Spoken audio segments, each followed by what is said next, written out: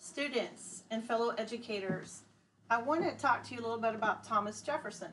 I have a variety of books right here for all ages, from an elementary library up into our public library. Thomas Jefferson, he was born in April on the 13th of 1743. He died on July 4th, 1826. Some important facts about Thomas Jefferson. He wrote the Declaration of Independence in 1776, and also he was an author on a great book. It's for Notes on the State of Virginia. He was the third president of the United States, and he was an advocate for educational reform. He seemed to be provocative for his time, but in regards to education, he did not want government to be overly involved in education. He felt like it should be decentralized but controlled locally by the people. I agree with that point, but I don't think the SOLs are something the students should be taking. I think it puts a lot of unwanted stress on our students, and also some people just aren't good test takers. He wanted free education for children 3 years old and up.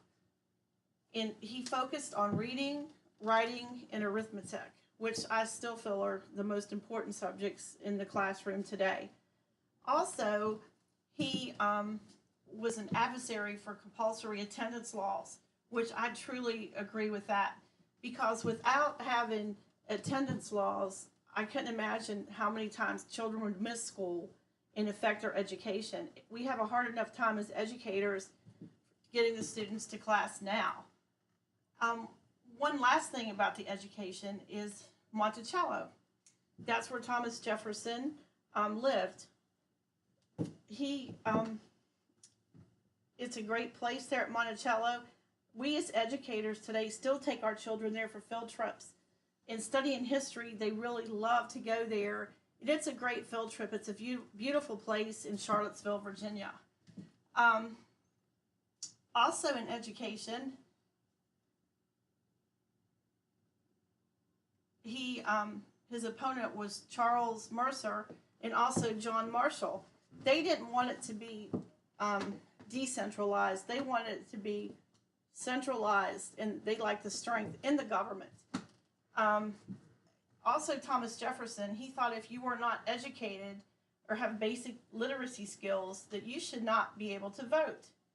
I don't truly agree with that, because some people get educated not only from on the job, maybe their cultures are a little bit different, and I don't think they should be excluded from voting.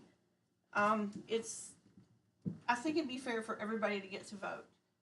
Now, on his philosophies and his values in our society, he was more for the people and decentralized government. Similar to Aristotle, his best manner of living was to live well, and that also existence is in the universe. Existence is in universe is man-made. Naturalistic views and moral views was very important to Thomas Jefferson.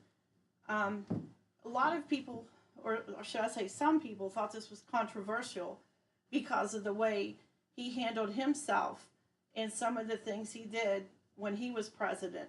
He was really concerned with naturalistic views. Moralistic was very important to him. Thomas Hobbes also, he had a different view from Thomas Jefferson. He thought the state of nature a state without government. I'm going to leave you with a quote from Thomas Jefferson, which says,